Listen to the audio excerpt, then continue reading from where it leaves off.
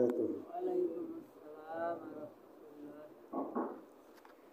إن الحمد لله نحمده ونستعينه ونستغفره ونعوذ بالله من شرور أنفسنا ومن سيئات أعمالنا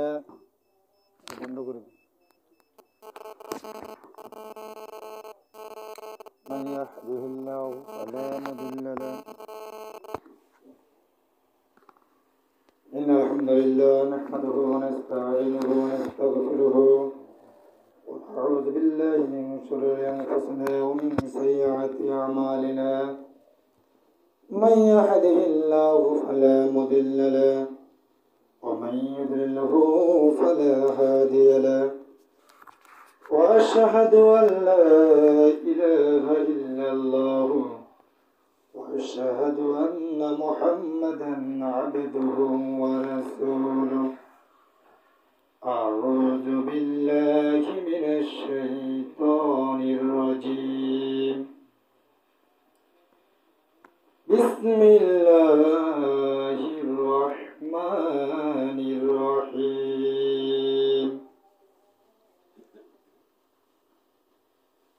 وما الحياة الدنيا إلا لعب ولهو وللدار الآخرة خير للذين يتقون أفلا تعقلون. صدق الله العظيم. عن عائشة رضي الله تعالى عنه قالت سمعت رسول الله صلى الله عليه وسلم يقول يحشر الناس يوم القيامة حفاة عراة غرلا. قلت يا رسول الله صلى الله عليه وسلم الرجال والنساء جميعا ينظر بعضهم إلى البعض. فقال يا عائشة الأمر أشد من أن ينظر بعضهم إلى بعض. رواه البخاري مسلم. يا أيها الذين آمنوا صلوا عليه وسلموا تسليما. اللهم صل على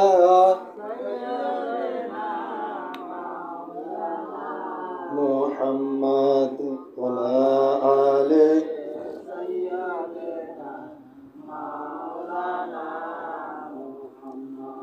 اللهم صل على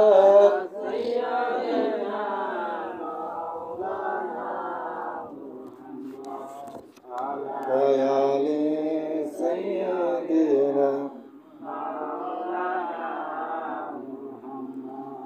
رحمتي على النبي سيد الأنبياء نبي आखिरी जमाना पापी तोरते बेजे दिलन रब्बना अल्लाहुम्मा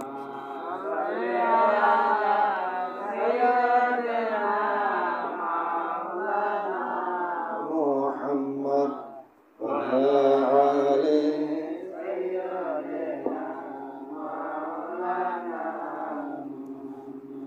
بلغ العلا بكماله كشف الدجى بزماله حسنة جميع خصاله.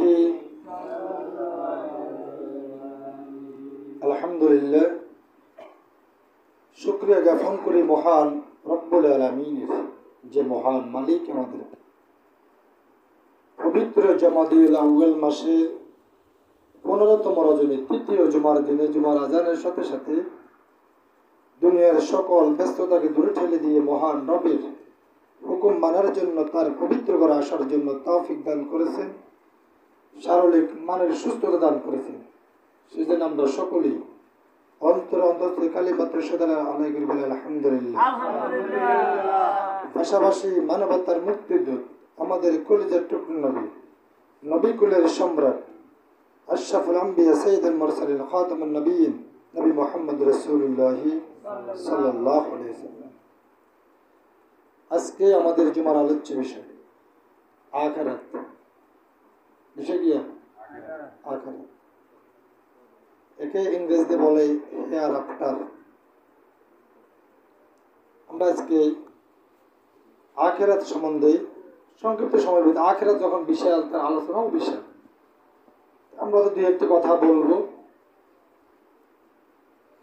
সেই সুবাদে আমরা সূরাতুল আনআম কোরআনের ৬ নম্বর সূরার ৩২ নম্বর আয়াত আমরা তেলাওয়াত করেছি। আম্মা জান আয়েশা রাদিয়াল্লাহু তাআলা আনহা থেকে একটি হাদিসটি বুখারী মুসলিম শরীফে এসেছেন, আমরা তেলাওয়াত করেছি। আল্লাহ তাআলা আমাদেরকে তৌফিক দান করেন আমরা এখান থেকে সংক্ষিপ্ত সময়ের মধ্যে কিছু কথা জানার জন্য চেষ্টা করব ইনশাআল্লাহ। সুবহানাকা লা ইলমা লানা ইল্লা মা আল্লামতানা ইন্নাকা আনতাল আলিমুল হাকীম। আখিরাত, আখিরাত বলা হয় অনন্ত জীবন, যে জীবনের একটা শুরু আছে আর কোনো শেষ নাই। শুরু আছে, শেষ নাই, তার নাম আখিরাত। আমাদের এই দুনিয়াতে শুরু আছে, শেষও আছে। আমাদের জন্ম হয়েছে, মৃত্যু হবে, এতে কোনো সন্দেহ নাই। আমরা এক সময় পৃথিবীতে ছিলাম না, এখন আছি, আবার সামনে আমরা থাকবো না। আমাদের চাইতে পৃথিবীতে অনেক জ্ঞানী গুণী লোক, অনেক অর্থশালী, অনেক ক্ষমতাধারী লোক এই পৃথিবীতে অনেক লোক এসেছে, এখনো আছে, সামনেও আসবে। কিন্তু দুঃখজনক সত্য, এই পৃথিবীর যত ক্ষমতাধারী লোক হোক, সে যেই হোক, এই পৃথিবীতে থাকতে কেউ পারে নাই, আর পারার কোনো সম্ভাবনাও নাই। যেখানে নবীরা পর্যন্ত থাকতে পারে নাই। নবীরা আল্লাহ তাআলার সবচেয়ে, আল্লাহর সৃষ্টির কুলের ভিতরে আল্লাহর কাছে সবচেয়ে প্রিয় তার নবীরা। কারা? তার নবীরা তার কাছে সবচেয়ে প্রিয়। নবীদেরকে আল্লাহ তাআলা কন্ট্রোল করেন নিজ কুদরতে, জিবরাইলের মাধ্যমে আল্লাহ তাআলা নবীদের কন্ট্রোল করে রাখেন। এই জন্য সমস্ত নবীগণ মাসুম, তিনারা বেগুনা। তিনারা কখনো কোনো কিছুর সম্মুখীন হলে আল্লাহ তাআলা তাদেরকে হেফাজত করতেন। এই জন্যই নবীরা বিনা হিসেবে জান্নাতি লোক। আর নবীদের পরে যারা আছে, এদের হয়তো কিছু মানসিকতার কারণে ভুল ত্রুটি থাকতে পারে। এতে কেউ আল্লাহর কাছে ক্ষমা চেয়ে সে আল্লাহর প্রিয় বান্দা হয়ে গেছে, আর কেউ হয়তো ক্ষমা চাইতে পারে না, তার ভাগ্য হয়তো খারাপ হয়ে গেছে, এটাই। কিন্তু সে নবীরা পর্যন্ত পৃথিবীতে থাকতে পারে। আল্লাহ তাআলা সবচেয়ে বেশি কথা বলতেন হযরত মূসা আলাইহিস সালামের সাথে। তিনি মূসা আলাইহিস সালাম জিবরাইল আজরাইলকে পাঠাইলেন। পাঠানোর পর আজরাইল বলতেছে, আমি আজরাইল আপনার রূহ নেওয়ার জন্য আসছি। নবীর মেজাজ গরম, একদম কষায় সবার লাগা। আজরাইলের অবস্থায় খারাপ।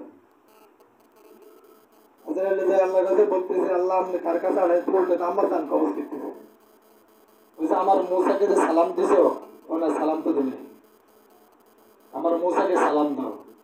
সালাম দিয়ে বলবা যে আল্লাহ তাআলা আপনাকে বলছেন, আপনি একটা গরু অথবা বকরির উপর হাত রাখবেন। আপনার এই হাতের নিচে যতটুকু ফসল থাকবে, প্রতিটি ফসল বিনিময় 100 বছর। যদি 5,000 হয়, আপনার 5,000 বছর হয়। 10,000 হলে 10,000 বছর হয়। তারপরে মৃত্যুবরণ করতে হবে, মানে আপনাকে মরতে হবে। এখান থেকে বাঁচার কোনো কি নাই, সিস্টেম নাই, আপনাকে মরতেই হবে। আল্লাহ পাক বলছে, তাহলে তার দেরি করার সময় নেই, আপনি আপনার কাজ চালাই যান। আমাদের নবীদের ভিতরে আল্লাহ তাআলা সবচেয়ে সম্মানিত, মহাম্মানিত করেছেন আল্লাহ তাআলা।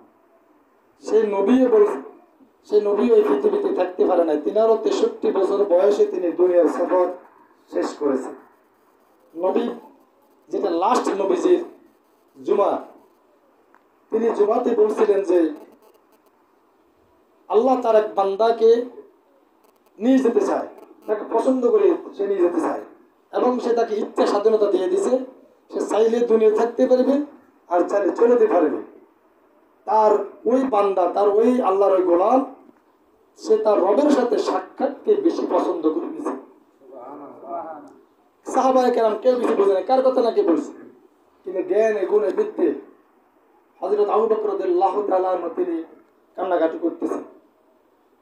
সাহাবায়ে কেরাম বলতেছে যে নবী সাল্লাল্লাহু আলাইহি সাল্লাম কার না কার কথা বলছেন, আবু বকর কান্নাকাটি করার উদ্দেশ্যটা কি? তিনি বলছেন তোমরা বুঝো নাই কার কথা বলছে। বলছে আবু বকর ভাই আপনি কান্নাকাটি করতেছেন কেন? নবী কার কথা বলছে, আপনি এটা নিয়ে কান্নাকাটি করার কি আছে? তোমরা বুঝো নাই। কারণ আল্লাহ তাআলা নবী তার নবীর নিজের কথাই বলেছেন যে তিনি হয়তো কিছুদিন ভিতরে আমাদের মাঝ থেকে চলে যাবেন। এই জন্য আমি বুঝতে পারছি তিনি তেনার কথাই বলছেন, তোমরা হয়তো বুঝতে পারো না। একথা বলার লাগে সাহাবায়ে কেরাম আর অন্তর আসেনি, শেষ, সবাই কান্নাকাটি শুরু করছে। নবী সাল্লাল্লাহু আলাইহি সাল্লাম ইন্তেকাল করেন সোমবারে। কি বারে? সোমবারে। নবী সাল্লাল্লাহু আলাইহি সাল্লাম সুন্নাত হলো তোমরা 3টি কাজে কখনো দেরি করিও না। কয়টি কাজে? 3 কাজে।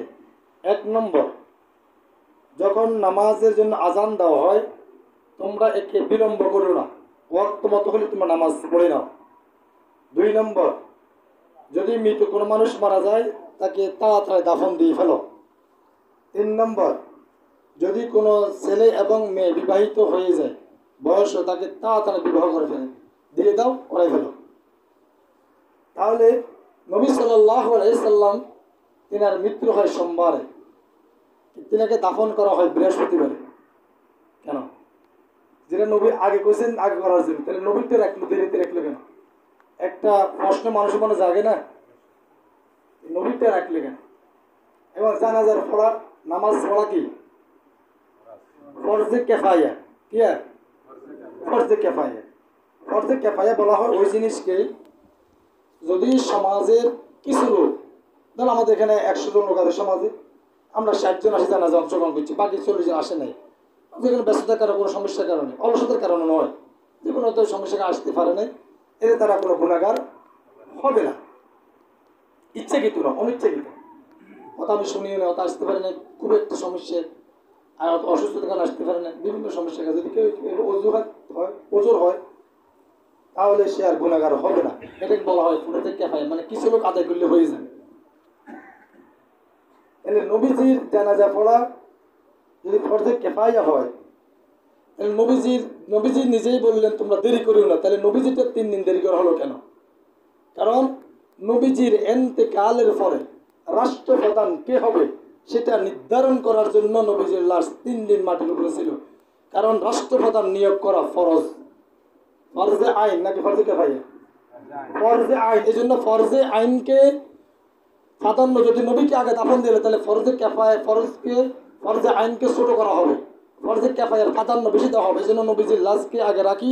তারপরে সাহাবায়ে কেরামের পরামর্শ অনুযায়ী আবু বকরের তিনাকে যখন রাষ্ট্রের প্রেসিডেন্ট নিয়োগ করা হয়, সবার মাশওয়ারাতে তারপরে নবীজির লাশ দাফন করা হয়। তাহলে বলেন ইসলামী রাষ্ট্রনীতি আগে নাকি দাফন করবে আগে? বুঝলেন? খেলাফত আবু বকর দায়িত্ব পেয়ে গেছে। আবু বকরকে দায়িত্ব দেওয়ার পরে সকল সাহাবী তাকে দায়িত্ব দেওয়ার পরে যায় নবীজির লাশ কবরস্থান। আর আমরা নামাজ পড়ার পরে কোনো দল করি না। আপনাকে ইতিহাসগুলি জানিয়ে আসতে হবে, তো বুঝতে হবে কেন নবীজির লাশ 3 দিন উপরে রাখা হলো। রাষ্ট্র খেলাফত যেখানে আমির নিয়োগ করা শেষ, নবীজিকে দাফন করে ফেলা হলো। তাহলে আল্লাহ তাআলা বলছেন ওমাল হায়াতুদ দুনিয়া, আর পার্থিব জীবন এই খেল তামাশা ব্যতীত, এই দুনিয়া খেল তামাশা ছাড়া আর কিছুই নয়।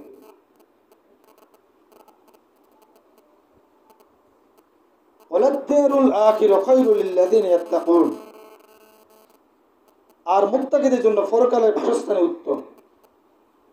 তাহলে আল্লাহ বলছেন এই দুনিয়ার জীবন একটি খেল তামাশা মাত্র, আর মুত্তাকিদের জন্য পরকালেই হলো উত্তম স্থান। আফালা তাকিলুন, তোমরা কি কখনো ভেবে দেখো না? আল্লাহ জ্ঞানীদেরকে বলছে, তোমরা কি কখনো দেখো না, ভেবে দেখো না, চিন্তা করে দেখো না, তোমরা গবেষণা করে দেখো না? আল্লাহ তাআলা বলেন, কারণ انظر كيف فضلنا بعضهم على بعض وللآخرة أكبر درجات وأكبر تفضيلا। হে রাসূল, আপনি লক্ষ্য করুন দুনিয়ার ক্ষেত্রে আমি একজন অপরজন উপরে কিরূপ শ্রেষ্ঠত্ব দান করেছি, আর নিশ্চয় আখিরাতের মর্যাদা হিসাবে অনেক বড় ফজিলত হিসাবে অতি শ্রেষ্ঠ। নবী দুনিয়াতে যেরকম একে অপরের উপরে শ্রেষ্ঠত্ব লাভ করে, আমি আল্লাহ স্তরে স্তরে শ্রেষ্ঠত্ব লাভ করে দিয়েছি, তদ্রূপভাবে আখিরাতেও এভাবে শ্রেষ্ঠত্ব আমি আল্লাহ তাদেরকে দান করে দিব। আর যারা আখিরাতে শ্রেষ্ঠত্ব হবে তারাই হবে সবচেয়ে সম্মানিত। তাহলে দুনিয়ার সফলতা কোনো সফলতা নয়, দুনিয়ার ব্যর্থতাও কোনো ব্যর্থতা নয়, দুনিয়ার সফলতাও কোনো সফলতা নয়। দুনিয়ার সফলতার পরে ব্যর্থতার গানই আছে, আছে না নাই? আছে। আমি ওই দিন কিশোরগঞ্জে নমিনেশন পাই নাই, এক মুরব্বী ৭৫ বছরে কম হবে না, একবারে সব সাদা হয়ে গেছে। কয় আমি দলের জন্য এত কিছু করলাম, এতটা বছর বিপদের সময় ছিলাম, আমার নমিনেশন দিল না। দলের নাম যতবার জপছি, যদি আমি এতবার আমার আল্লাহর নাম জপতাম, আল্লাহ জান্নাত আমার জন্য ওয়াজিব হয়ে যেত। আমার এখন দুনিয়া শেষ, আখিরাত তো শেষ, আখিরাত তো শেষ হয়ে গেছে। সাংবাদিক সম্মেলন করে বলতেছে, সারা দুনিয়া জানে, এসব তো আমি জানি, আমি অনলাইনের মাধ্যমে দেখছি সাংবাদিক সম্মেলন করে বলতেছি। অথচ আমি এতবার আল্লাহর নাম জপতাম, ওই দলের নাম না জপি, তাহলে আমার আল্লাহর জান্নাত আমার জন্য ওয়াজিব হয়ে যেত। কারণ আমি জীবনটা শেষ করে এলেছি, আজকে লাশ কি জিরো। আর মহিলা দেখে বলে যে আমি এই দলের জন্য এত কিছু করলাম, এখন আমার আর নমিনেশন দিল না। আমি মনে হয় দলটা করে ভুলে করছি, আমি এই দলটা করে ভুলে গেছি। যে আমি আল্লাহর ইবাদত করতাম, পর্দা মতো থাকতাম, তাহলে মনে হয় আমার জীবনটা উত্তম হয়ে যেত। আর এখন নমিনেশন পাইতে হলে স্বামীর তালাক দেওয়া লাগবে। আমি কি আমার স্বামী তালাক, ছেলে মেয়েকে নিয়ে কোথায় যাব? এখন কি হবে? তাইলে দুনিয়াতে এই যে হার জিত, সে এত কিছু করলো, এখন হারিয়ে গেল, নমিনেশন পাইল না মানে আর এটার ভ্যালু থাকবে না। যখন কেউ আসবে তখন আর ও আর শেষ, আর বয়স হতো না, এরপর আর কি, আবার নতুন নেতৃত্ব চলে আসবে, ওর জীবনটা আর কখনো চান্স পাবে না। তাহলে সে এখন বুঝতে পারছে আমি যে দৌড়ি দাবি কোনো লাভ হলো না, আমি আর কোনো কাজ হলো না, আমি জীবনটাই শেষ। যদি আমরা হতাশ নয়, বলে আমরা হতাশ, আমরা কি কেন? কারণ আমরা প্রতিদিন কোরআন হাদিস পড়তে হয়। তাহলে আমরা দুনিয়াতে যদি ব্যর্থতা হয়, কিন্তু আখিরাতে সফল। আখিরাতে কি? তাহলে কোরআন হাদিস পড়লে সওয়াব না গুনাহ? তার প্রতি হরফে 10 নেই। এদিকে আমার উপজেলা প্রোগ্রাম অন্তত কমপক্ষে 50টি কোরআন আয়াত দিয়েছে আমাকে, যে আপনি এই কোরআন আয়াতগুলো পড়ে আসবেন, মুখস্থ করে ভালো করে এটাকে নিয়ে রিসার্চ করবেন, অ্যানালাইজ করবেন, গবেষণা করবেন, চিন্তা করবেন, কারণ আপনাকে নিয়ে আমাদের চিন্তা অনেক উপরে। অন্তত এরা আমার কিচ্ছু না থেকে 50টি কোরআন আয়াত পড়ি, আমি যদি এখান থেকে কিছু নতুন তথ্য বাইর করতে পারি, বুঝি, তাহলে অন্তত 1 নম্বর আমার জন্য লাভ, লাভ নয়? আমি নিজে এর উপরে আমল করবো। আর যদি আমি জাতি কিছু এখান থেকে গবেষণা কিছু বলতে পারি, জাতি কিছু ফিরে আসবে। তাহলে আমাদের হতাশা বলতে কোনো শব্দই নেই। আমি কিছু না হলে আমার আখিরাত পাইছি, আমি আর তো আমার আখিরাতে শেষ, আমার আখিরাতে শেষ, দুনিয়া শেষ। তাহলে এখন কি বুঝলি? আল্লাহ বলতেছে দুনিয়াটা আমার হায়াতুদ দুনিয়া, দুনিয়াটা খেল তামাশার জায়গা। তুমি সব কিছু করলে, টাকা পয়সা, জীবন জৈবন শেষ করে দিলে, এখন তোমার আর কোনো দাম নেই। বোঝা গেছে যে দুনিয়ায় তুমি যাই কিছু করো, দুনিয়া একসময় তোমাকে লাথি মেরে ফেসে ফালাই দিবে। কিন্তু তুমি যদি আল্লাহর হয়ে যাও, আল্লাহ তোমাকে ফালাবে না। আল্লাহ গ্যারান্টি সহকারে তোমাকে সম্মানিত করবে, তোমাকে শান্তির আবাসস্থল দিবে। আল্লাহ তাআলা বলে, হাসর ময়দানে আল্লাহ তাআলা বলবেন, লিমানিল মুলকু ইয়াউম, যখন হাসরের ময়দান কায়েম হবে আল্লাহ তাআলা বলবেন লিমানিল মুলকু ইয়াউম, আল্লাহ ডাকি বলবেন লিল্লাহিল ওয়াহিদিল কাহ্হার, আজকে বলো বাদশাকারীর সমস্ত, লিমানিল মুলকু ইয়াউম, আজকে রাজত্বের মালিক কে? ওই পৃথিবীর সরশাসন না, ওই পৃথিবীর জালেমেরা কাফেররা ইসলাম বিদ্বেষীরা, আজকে বলো লিমানিল মুলকু ইয়াউম, আজকে বলো ক্ষমতার আধিপত্যকারী ক্ষমতার মালিক কে? ক্ষমতার মালিক কে? ওজোরে কোনা কে? আল্লাহ। লিল্লাহিল ওয়াহিদিল কাহ্হার, আল্লাহ তখন কঠিন অবস্থায় কাহ্হার, অনেক রাগান্বিত হবেন। দুনিয়াতে আল্লাহর নাম রহমান, আল্লাহর নাম রহিম, দুনিয়াতে আল্লাহর গুণাবলী রহমতের নামগুলি দেওয়া আছে। হাসরের ময়দানে আল্লাহ তাআলার নাম হবে কাহ্হার, বড় কঠিন রাগান্বিত হবেন। আল ইয়াওমা তুজজা কুল্লু নাফসিন বিমা কাসাবাত, আল্লাহ তাআলা বলছেন তখন সমস্ত পরাক্রমশালী সকলকে আল্লাহ তাআলা উঠে বলবেন দাঁড়াও এখানে, বলা আজ প্রত্যেকটি প্রাণীর মৃত্যুর কর্মের প্রতিফল তোমাকে দেওয়া হবে। লা তুযলামুল ইয়াওম ইন্নাল্লাহা সারিউল হিসাব, আজকে সকলের হিসাব তোমার রবের কাছে তোমরা জমা দাও, পেশ করো, আর ইচ্ছে তোমার আল্লাহ অতি দ্রুতভাবে হিসাব নেওয়ার জন্য যথেষ্ট।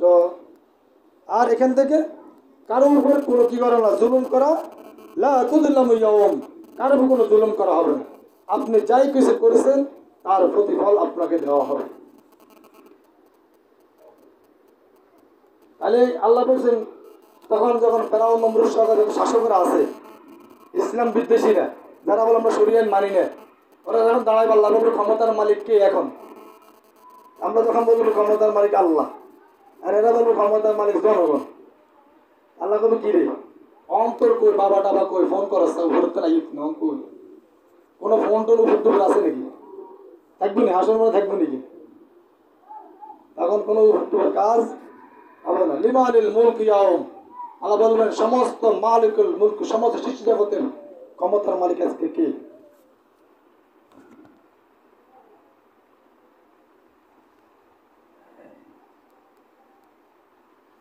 আল্লাহ তাআলা বলেন ওয়ালাল আখিরাতু খায়রুল লাকা মিনাল উলা, আর আপনার জন্য ইহকাল অপেক্ষায় পরকাল বহুগুণ বেশি। আল্লাহ তার নবীকে বলতে, হে নবী, দুনিয়ার জীবনের চাইতে আপনার আখিরাতের জীবন বহুগুণ উত্তম।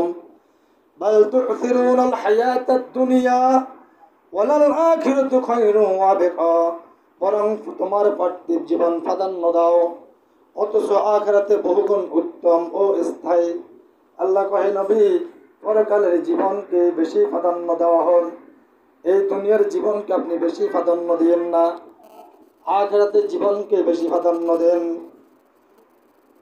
তাহলে এটা কি শুধু নবীর জন্য নাকি আমাদের জন্য? নবীর মাধ্যমে আল্লাহ তাআলা আমাদের শিক্ষা দিয়েছে। আমাদের নবীর যদি কোনো টাকা পয়সা আসছিল না, নবীদের ব্যাংকে কত কোটি পাওয়া গেছে, টাকা আসছিল নাকি?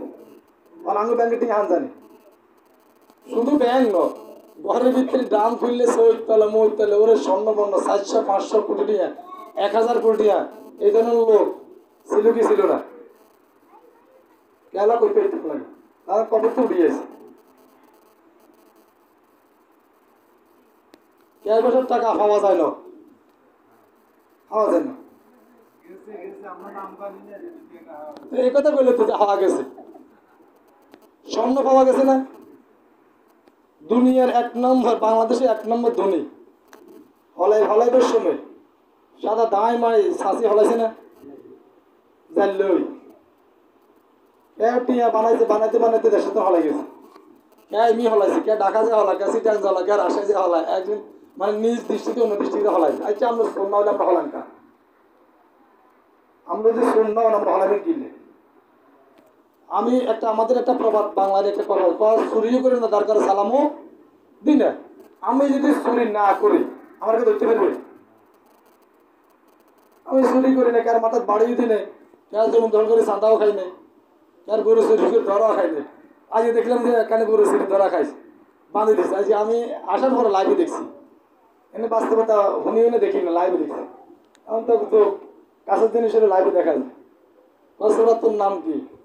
এমন নাম কইছে একবারে পুরো ইজ্জত শেষ। বাকিটা বললেন না, যারা তথ্য দিতে 4 জনের নাম বলা হয়েছে, 2 জন হলাই যাই গেছে আর 2 জনকে হিসমা বান্ধে যে চালান করে দিয়েছে। আজকের খবর গরুর সহকার ধরা গেছে, মানে গরু নিবের সময় ধরা গেছে। এখন এখানে কয়েকটি হইতে পারে। একটা আছে যে অর্থাৎ আমার দলের লোক, কথার কথা, আমার দলের লোক চুরি করে, মানে আমার দলের ক্ষতি করার জন্য। আসলে এরা দলীয় কেউ না, কিছু যারা যে দল করে যে দল করুক, এদের চায় না যে তার দলের একটা ক্ষতি অসম্মান হোক, এটা আসলে চায় না। তো চুরি করি আবার কিছু আছে মানে চুরি করে তখন জানে যে কি এখন তো আমি আছি মাঠে, হয়তো আমি চুরি করছি, তবে আমার নামটা আমার হবে কিন্তু কামটা হিতে হবে। এ ধরনের ষড়যন্ত্র চালায়, যেটা আজকে চোরের দরকারই এটা একটা মোটামুটি ষড়যন্ত্রটা আমরা ক্লিয়ার হইলাম যে আসলে হয়তো অন্য উপরে দায়টা চাপানো হইতো, হয়তো আমার দল হয়তো আরেকজন দল চাপানো হইতো যে অমুক দলে চুরি করছে, ওরাই করছে, আর কে করবে। কিন্তু আসলে আজকে প্রমাণ তো ভিন্ন মত হয়েছে। তার মানে এরাও যে করে না তা নয়, ওরাও করি, এদের দায় সাফাই দেয়, সাফাই দিই এখন 10 সপ্তাহ এদের ঘুরে যাবে, তবে এরা করছে আর কে করবে। কিন্তু আসলে ওদের একটা ষড়যন্ত্র। গতকালকের দিন আমাদের আলেকজান্ডার বাজারে প্রায় 30টার উপরে দোকান খোলা গেছে, এখানে সোনালী ব্যাংক ট্যাঙ্ক সহকারে। কেবা কার আগুন লাগাই দিল কিছুদিন পুরো বাংলাদেশে, কিছুদিন আমাদের শাহজালাল বিমানবন্দর এয়ারপোর্ট আগুন লাগাই দিয়েছে, প্রায় 12,000 কোটি টাকার উপরে শেষ। এই যে টিয়া দিয়ে আমি পুরো নোয়াখালীর কুড়িবার, পুরো নোয়াখালীর বিল্ডিং 10টা, পুরো নোয়াখালী বাউন্ডারি লই 50 টাকা বিল্ডিং গুলো টিয়া করতে, এত টিয়ার সম্পদ নষ্ট করে দিচ্ছে একটা কুচক্রে। আমরা এ দেখেন বাংলাদেশের পৃথিবীর সব কাফের রাষ্ট্রের লোকেরা আসলে কোনো সমস্যা নেই, আছে নাকি? আর ডাক্তার জাকির নায়েক আসবে, উনি একজন ইসলামী স্কলার, এখনকার জন্য সারা পৃথিবীতে উনি সেরা। উনি সেরা কেন? কারণ যারা আলেম আছে তারা শুধু মুসলমান ধর্ম নিয়ে গবেষণা করে, তাদের এতে আলহামদুলিল্লাহ অনেক অপরন্ত জ্ঞান আছে। কিন্তু একজন লোকও পাওয়া যাবে না জাকির নায়েক ব্যতীত যে একটা লোকের প্রত্যেক ধর্মে তার মুখস্থ আছে, এই পৃথিবী তার একজন লোক নেই এখনকার জন্য। এর আগে তার ওস্তাদ ছিলেন শেখ আহমদ দিদার, এখন মারা গেছে। ওনার ছাত্রটাকে জাকির নায়েক, এই পৃথিবীতে আর একজনও নাই যে প্রত্যেক ধর্মকে মুখস্থ করতে পারে। তিনি বাংলাদেশে আসবেন, আল্লামা সাইদির পরিবার থেকে তিনি দাওয়াত দেওয়া হয়েছে। 28 নম্বর আসার কথা। গত পরশু দিন আমাদের দেশের পররাষ্ট্র স্বরাষ্ট্র মিটিং করে বলছে জাকির নায়েক আসতে পারবে না। এর 1 সপ্তাহ আগে ভারত বিজ্ঞপ্তি দিছে যে জাকির নায়েক যদি আসে উনি আসামি আমাদের দেশের, ওকে আমাদের দেশে দিয়ে দিতে হবে। কিন্তু আমরা যে শেখ হাসিনা সহকারে 100 জন ওই দেশে আমাদের এখন আছে, আমাদের দেশে যারা টাকা লুট করে এলেছে, ধ্বংস করে, আমার দেশটা ধ্বংস করে এলেছে, 100 বছর পিছিয়ে নিছে, তাদেরকে চাওয়া হয়েছে, দিছে নাকি? কালকে দিব নাকি? দিবে না। তাহলে জাকির নায়েক আসবে, তিনি ইসলাম বয়ান করবে, তিনি কোনো দলীয় আসবে না, কারণ দলের কথা, তিনি শুধু কোরআনের কথা বলবেন, কয়েকটি সেমিনারে তিনি আলোচনা করবেন, এবার আবার তিনি চলে যাবেন, মেহমান এসে বক্তা হিসেবে আসবেন, আবার চলে যাবেন। তিনি আসতে দেওয়া হবে না বলে ঘোষণা দেওয়া হয়নি। ইসলাম মানা, ইসলাম আপনি মানতে গেলে সারা পৃথিবীর কাফের মুনাফিক বলে আপনার শত্রু, যে তার প্রমাণ আমাদের ডাক্তার জাকির নায়েক। পৃথিবীর কেউ সবাই আসতে পারবে, জার্মানির নাস্তিকেরা আসবে, আগামী মাসে তারা পর্যবেক্ষণ আসবে, কোনো সমস্যা, যারা ইসলাম বিরোধী প্রতিদিন ইসলাম বিরোধী লেখে তারা আসলে কোনো সমস্যা আসতে পারবে, কোনো বাধা নেই। ডোনাল্ড ট্রাম্পকে দাওয়াত দেওয়া হয়েছে, পৃথিবীর বড় কাফের, এই আসবে, কোনো সমস্যা নেই, সবাই রিসিভ করবে। কত বাংলাদেশের সেনাবাহিনী তার সার থাকবে না, কিন্তু একজন ইসলামী স্কলার আসবে, তাকে বাধা নেই। তার মানে ইসলামের দুশ্মনরা দেশে বাহিরে বিদেশে সব ষড়যন্ত্র চলতেছে। যত কিছু হোক, সমস্ত ষড়যন্ত্রের কালে মানুষ করবে ষড়যন্ত্র, আল্লাহ করেন কৌশল। আল্লাহ কি করেন? কৌশল। সকলের ষড়যন্ত্র দুলিশ্বাত হয়ে যাবে আল্লাহর কৌশলের কাছে। ডাক্তার জাকির নায়েকের সম্মান, তার সম্পত্তি পর্যন্ত বাজেয়াপ্ত করা হয়েছে, তাকে ইন্ডিয়া থেকে বাইর করে দেওয়া হয়েছে, তার টিভি চ্যানেল বন্ধ করে দেওয়া হয়েছে। কি জন্য? শুধু কে কোরআনের কথা বলে। ভারতের নরেন্দ্র মোদী বলছে যদি ডাক্তার জাকির নায়েক 2050 সাল পর্যন্ত যদি কোরআনের দাওয়াত দেয়, তাহলে এই ভারতের ভিতরে, মহাভারতের ভিতরে আর হয়তো হিন্দুটুকু পাওয়া যাবে না। এই জন্য তাকে আমরা বাইরে করে দিয়ে আসছি। কারণ তার প্রতিটি লেকচারে শত শত হাজার হাজার হিন্দুরা ইসলাম গ্রহণ করতেছে। এবং যারা করে আমূর্খ লোক না, সব উচ্চশিক্ষিত হাই কোয়ালিটির লোকেরা ইসলাম গ্রহণ করতেছে। উচ্চশিক্ষিত যদি ইসলাম গ্রহণ করে তাহলে সাধারণ লোক তো আর বেশি করবে না। তারা পরিস্থিতি বুঝতে পারে তাকে বন্ধ করে দিচ্ছে। কিন্তু তাকে একটা দরজা থেকে যখন তাকে বন্ধ করে দেওয়া হয়, আরব দেশের ভিতরে প্রায় 10টার উপরে দেশ তাকে নাগরিকতা দিয়ে দিচ্ছে। আমি বন্ধ করছেন কয় দরজা? এক দরজা আল্লাহ খুলে দিছে, 10 দরজা খুলে দিছে। মালয়েশিয়া বলছে আপনি সারা জীবন থাকবেন এখানে, আপনার মালয়েশিয়া টিভি চ্যানেল খোলা হয়েছে, আপনি এখানে লিখতে দিবেন, এখান থেকে কোথাও যাওয়ার দরকার নেই। তিনি বলছেন আমি ইসলামের দাওয়াত দেন না, পৃথিবীর সবখানে যাবো, যেখানে আমাকে দাওয়াত দেওয়া হয়, আমি আবদ্ধ এখানে থাকবো না। কিন্তু কিন্তু যখন এমবিবিএস ডাক্তার, তিনি হাসপাতাল আছে, তখন কোনো বাধা ছিলেন। ওনার ওয়াইফও ডাক্তার, ওনার বাবাও ছিলেন এমবিবিএস ডাক্তার, তিনার ছেলেও ডাক্তার, মেয়েরও ডাক্তার, বড় এমবিবিএস হাই কোয়ালিটি ডাক্তার। পরিবেশ যদি ডাক্তারি ব্যবস্থা চলতো, খাইতো, নামাজ হইতো, তসবিহ টিপতো, ওনার কোনো সমস্যা ছিল না। কত সম্মান করতে লাগলে ভারতের প্রধানমন্ত্রী, কিন্তু আপনি কোনো পর্দা লাগলে আর কইয়েন, কোনো কিছু পুলিশ টুলিশ লাগে আমরা নিরাপত্তা দেব। কিন্তু উনি বলেন যখন আল্লাহর দিনের দাওয়া যখন সারা পৃথিবীতে দিতেছে, তখন ওদের অন্তরে জ্বালা চলে গেছে। এই জন্য কোরআন যখন পরিপূর্ণ মানবে, তারপরে তখন মুনাফিকের ষড়যন্ত্র শুরু করবে। এই ষড়যন্ত্রকে উপেক্ষা করে তখন পিছপা হওয়া যাবে না, আল্লাহর দ্বীনের কাজ করতেই হবে। কারণ আমাদের দুনিয়ার চাইতে আখিরাত আমাদের কাছে বড়। আখিরাত ছোট না বড়? আমাদের কাছে বড়। আমাদের আয়েশা রাদিয়াল্লাহু তাআলা বলেন, আন আয়েশা রাদিয়াল্লাহু ক্বালাত সামি'তু রাসূলুল্লাহ সাল্লাল্লাহু আলাইহি সাল্লাম, হযরত আয়েশা থেকে বর্ণিত, তিনি বলেন রাসূল সাল্লাল্লাহু আলাইহি ওয়াসাল্লাম আমি একদিন বলতে শুনেছি, ইয়াকুলু ইহশারুন নাসু ইয়াউমাল কিয়ামাতি, যখন কিয়ামতের ময়দানে আমার উম্মতের উঠবে, তখন তারা খালি পায়ে উঠবে এবং কুফরাতান গুরাতান গুরলান, তখন তারা উলঙ্গ হবে। কি অবস্থায় উঠবে? উলঙ্গ অবস্থায়, এবং তাদের পায়ে জুতা থাকবে না। তারপর নবী বলছেন তারা উলঙ্গ খতনাবিহীন অবস্থায় একত্রিত হবে। ইয়া রাসূলুল্লাহ সাল্লাল্লাহু আলাইহি ওয়াসাল্লাম বলে, আমি তখন রাসূলকে জিজ্ঞাসা করলাম, আর রিজালু ওয়ান নিসাউ জামিন ইয়ানজুরু বা'দুহুম ইলা বা'দ, হে রাসূল, এখানে অনেক পুরুষেরা উঠবে, অনেক মহিলারা উঠবে, ছেলে উঠবে, তার মা উঠবে, বাবা উঠবে, তার মেয়ে উঠবে, তার পুত্রবধূ উঠবে। তাহলে জিনিসটা কেমন হয়? আম্মাজান প্রশ্ন করল। আম্মাজান বলে, আমি আরজ করলাম এমত অবস্থায় নারী পুরুষ সকলেই উঠবে। হুজুর সাল্লাল্লাহু আলাইহি ওয়াসাল্লাম বললেন, ক্বালা ইয়া আয়েশাতা আল আমরু আশাদ মিন আন ইয়ানজুরা বা'দুহুম ইলা বা'দ, হে আয়েশা, তুমি এটাকে কোনো সাধারণ মাঠ মনে করিও না, দুনিয়ার কোনো খেলার মাঠ, দুনিয়ার কোনো মাঠ নয় এটা, যে কেউ কার দিকে তাকাই থাকবে। হাসরের ময়দান বড় কঠিন হবে, কঠিন হবে। আয়েশা, কেউ কারো দিকে তাকানোর সময় সুযোগ পাবে না, মানুষের মাথায় চিন্তাও ঢুকবে না। তাহলে মানুষের চিন্তা তখন কত ভয়াবহ মরতে হবে, তখন মানুষের মাথায় এগুলি আসবেই না।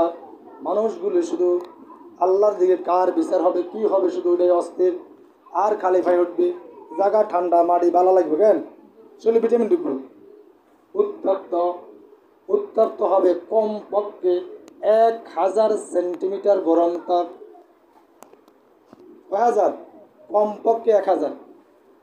56 ডিগ্রি হলে তো অবস্থা খারাপ। যখন 400 ডিগ্রি সেলসিয়াস তাপমাত্রা হয়, এই যারা রড বানায়, রডের ফ্যাক্টরি, যেন টিভিতে নেমে অ্যাডভার্টাইজ দিয়ে নরম করে এলাম, দেখা নাকি? এই রড 400 সেলসিয়াস তাপমাত্রা দিলে রড লোহা পানি হয়ে যায়। কি হয়ে যায়? পানি হয়ে যায়, লোহা পানি হয়ে যায়। তাহলে এখানে কমপক্ষে 1000 সেন্টিমিটার তাপ থাকবে।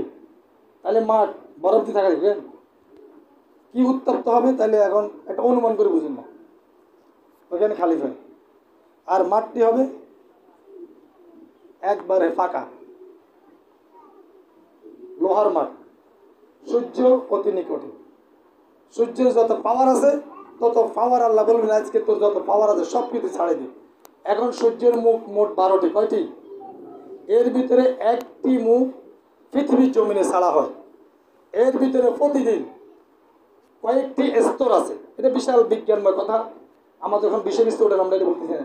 অনেকগুলি তাপ স্তর করে আসে, সেখান থেকে রহমতের 70,000 ফেরেশতা শুধু রহমতের পানি মারে, রহমতের পানি মারে যেন ঠান্ডা হয়। এখান থেকে এই স্তরগুলি আসতে আসতে আসতে আসতে আমাদের বেলা এলে কি অবস্থা হয়, যখন চৈত্র বৈশাখ মাস হয় তখন মানুষ বুঝি মাত্র বাংলা তখন 36, 38, 40 আমাদের অবস্থা আসেনি। তাহলে ওখানে 12টি সূর্যের তাপকে বলা হবে আজকে তোর যত পাওয়ার আছে সব কিছু আজকে ছাড়ে দি। সেই কঠিন ময়দানে কে তাকাবে কোনো সময় আছে নাকি? তাকাবে না। হাসরের পাশে সব একত্রিত হই বেহুশ অবস্থা করবে, আল্লাহ বিচার করে গেলাম করি, হয় জান্নাতের না জাহান্নামের একটা ফয়সালা হয়ে যায়। ওইখানে তো কমপক্ষে দাঁড়ায় থাকবে 50,000 বছর, 1,000 বছর আমি দুনিয়া হিসেবে না। এই দুনিয়ার 50,000 বছর ওই দুনিয়ার একদিন, আর আখিরাতের হিসেবে 50,000 বছর দাঁড়ায় থাকবে। এবার বুঝুন কি লম্বা হবে। তাহলে এই যে পথগুলো তখন মানে অস্থির হয়ে যাবে, অস্থির হয়ে বলবে আল্লাহ একটা বিচার ফয়সালা করে দিন। এখন কেউ কেউ বললেন তাহলে আমরা কি করতাম, বিচার তো না, তাহলে আমরা একজনের কাছে যাই না, যাই বলি যে আল্লাহরে একটা বিচারটা করে যেন দিয়ে দেয়, আমাদের সমাধা দিয়ে দেয়। হাসের পাশে সবাই যাবে, আমাদের আদি পিতার নাম কি, বাবার নামও তো জানেন নাম কি, তাজবাসালাকে বলবে, আমরা বলবেন বাবা আপনি তো আমাদের প্রথম বাবা, আপনি আমাদের জন্য সুপারিশ করেন। তিনি বলবেন বাবা রে আমার আজকে সুপারিশ করার একটি আমার নাই, তোমরা চলে যাও নূহ আলাইহিস সালামের কাছে। কার কাছে? নূহ আলাইহিস সালামের কাছে। নূহ আলাইহিস সালামের যখন আমরা জানবো যে আমরা আপনি পৃথিবীতে প্রথম নবী এবং প্রথম রসুল, আপনি আমাদের বাবা, আপনি আল্লাহর কাছে সুপারিশ করেন। হযরত নূহ আলাইহিস সালাম বলল বাবা আমি আজকে পারবো না, বিভিন্ন কথা বলবো এখানে, শুধু সংক্ষেপে কথা, আমি পারবো না, তোমরা যাও মূসা আলাইহিস সালামের কাছে। হাসরের পাশে চলে যায় মূসা আলাইহিস সালাম, যে আপনি তো আল্লাহর সাথে বেশি কথা বলতেন, সবচেয়ে আল্লাহ আপনাকে বেশি পছন্দ করতে, কথা বলতেন বেশি, আজকে একটু আল্লাহকে সুপারিশ করে। মুসা নবী বলবো আমি পারবো না, তোমরা যাও ঈসা আলাইহিস সালামের কাছে। আমরা যাবো ঈসা আলাইহিস সালামের কাছে। হাসরের পাশে ঈসা আলাইহিস সালামের কাছে যাবেন, যাওয়ার পরে বলবে ঈসা আলাইহিস সালাম বলে আমিও পারবো না, তোমরা যাও আখিরি জামানার নবী নবী মুহাম্মদুর রাসূলুল্লাহ সাল্লাল্লাহু আলাইহি সাল্লামের কাছে। তখন নবীজি মাকামে মাহমুদের ভিতরে সেজদা অবস্থায় থাকবেন। কি অবস্থায়? সেজদা অবস্থায় থাকবেন। নবীজি যখন যাবেন তখন নবীজি সেজদা থেকে থাকবেন। আল্লাহ বলবেন হে রাসূল আপনি আপনার সের মোবারক, আপনার মাথা মোবারক উঠান। তখন নবীজি উঠাবেন, নবীজি বলবেন উঠাবো না। বলবেন হে রাসূল দুনিয়াতে সমস্ত নবীরা যাই দোয়া করেছে, আমি সমস্ত নবীকে একটি দোয়া করার জন্য আবেদন করছি, তারা দুনিয়াতে সকলে করে ফেলছে, যাই করেছে তাই হয়ে গেছে। কোনো নবীরা যায় স্পেশালিটি বলছে আল্লাহ আমার জাতিকে ধ্বংস করে দেন, আল্লাহ ধ্বংস করে দিয়েছে। কোনো জাতি বলছে আল্লাহ জালেম থেকে আমাকে নিয়ে যান, আল্লাহ উঠে নিয়ে গেছে। বলছেন সকলের দোয়া আল্লাহ কবুল করে। বলছেন হ্যাঁ নবী আপনি তো দোয়া করেন, আপনার সেই দোয়া হয়ে গেছে, আজকে চান, আপনি যাই চান আপনাকে আজকে তাই দেওয়া হবে। নবীজি বলবেন, তখন সের মোবারক উঠাবেন, বলবেন আল্লাহ আমি জাহান্নামে যেতে চাই। কোথায়? আমি জাহান্নামে যেতে চাই। তখন নবী জাহান্নামে নামা হবে, জাহান্নামকে ঠান্ডা করে দেওয়া হবে। দেওয়ার পরে নবীজি তার উম্মতগুলিকে দেখবে, দেখি দেখি নবীজি উঠাই আনবে, উঠাই নবীজি জান্নাতে দিবে। এভাবে হাদিস শরীফ আসে নবীজি কমপক্ষে 3 বার জাহান্নামে ঢুকবে। কয়বার? 3 বার জাহান্নামে ঢুকবে। নবীজি বলবেন আমি নবীর আস্থা, আমার আর একজন উম্মত বাকি নেই, আমার একজন উম্মত বাকি নেই, তারা কেউ জাহান্নামে না। এখন উম্মত চিনবে কিভাবে? চিনার উপায় আছে না? এক মিনিট সংক্ষিপ্ত সময় আমরা অজু করি, অজুর স্থানগুলি কি থাকে? এই অজুর স্থান যেগুলো দৌত করা হয় হাসরের ময়দানে, ওগুলি নূরের ঝলক থাকবে। এই ঝলক থাকার পরে নবীজি দেখি দেখি আনবে। তাহলে নামাজি করে সুপারিশ করে নেবে, নামাজের সুপারিশ করবে জুমা লিল্লে না টুকটাকা লিল্লে, মাসিকা লিল্লে, শুধু রমজান লিল্লে না ঈদ লিল্লে, কাল্লাই যে 5 ওয়াক্ত পড়বে তার জন্য নবী সুপারিশ, তার না থাকবে চেহারা, হয়তো জুমা আলী থাকবে চেহারা কি আপনি সপ্তাহে একদিন ভাত খেয়েছেন, রোগ কি হইব? কি রোগ হইব? গ্যাস্ট্রিক হইতো না? আমি গ্যাস্ট্রিক হয়েছি। বছরে একবার গোসল করিয়ে আশেপাশে কে জায়গা দিই, সমাজে জায়গা দেবনি, অনুরে রমজান মাস আলে 2-3 দিন। হ্যাঁ হুজুর তারা ভাই সেই কটা বাজে ওর রাত 2টা বাজে ফোন কি ঘুমাইতে পারি না ফোন হলে হ্যাঁ তাড়াতাড়ি উঠেন না হুজুর কটা বাজে তার যদি আমার সময় আসে নাকি আমাকে বাবুরে খাইছি কি আর 3 দিন এরপরে সেটা আর না খবর না আল্লাহ 3 দিন রাত দেখা যায় না যে গেলাম কি সকালবেলা তোর ভাত খাইছি কি দিয়ে কত তরকারি আছে না আলুর ভর্তা আছে না ভাই খাই দিয়েছি আগে যে ভাই ছান লাগছে নাকি ভাই ছান লাগছে না যে গেল লাগে না অটোমেটিক খবর হয়ে যায় ইরে তো কোথায় তরকারি না সকালবেলা ভাত খাই কি দিই তোমাদের ভাত রান্না জানিয়ে দুপুরে কি খাইছি কিছু রান্ধে না মা ডিমকে ভাজি করে দিয়েছি তুই করে তুই খাওয়া না আই নাই আরও জানাইছি তাহলে খবরগুলো জানা লাগেনি এর আগে সাফাইতে হবে নাকি না আপনাকে পরিপূর্ণ মানতে হবে তারপরে এর ভিতরে যদি কোনো ভুল ত্রুটি হয়ে যায় তখন যে সুপারিশ আমাদের ওই আশা বই থাকেন আমি সুপারিশ করবো তাহলে কী অবস্থা হবে তাহলে মুসিবত আছে এই জন্য আমরা নিজে আমল করবো তারপরে আল্লাহরও ভরসা আমাদের আমলদার জানাতে যাবো না কিন্তু আমরা আশা রাখি কি রাখি আশা রাখি এই জন্য আমরা পরিপূর্ণ আবাদতটা করবো পরকালের ভয় আল্লাহ কাদের সামনে হাজির হব এই জন্য করবো এর বাইরে আমাদের আর কিছু নেই আমাদের আবাদত আল্লাহ সন্তুষ্টি করার জন্য কাকে সন্তুষ্টি করবো আল্লাহ সন্তুষ্টি করবো আল্লাহ যদি আমাদেরকে আমাদের গুনাহ মাফ করে জান্নাত দিয়ে দেয় তাহলে আমরা সার্থক আমরা সব কিছু ব্যর্থ আল্লাহ তাআলা আমাদের সকলকে 5 ওয়াক্ত নামাজ জামাতে পড়ার তৌফিক দান করুক এবং কিয়ামতে পরকালকে ভয় করে চলার তৌফিক দান করুক সুবহানাল্লাহ।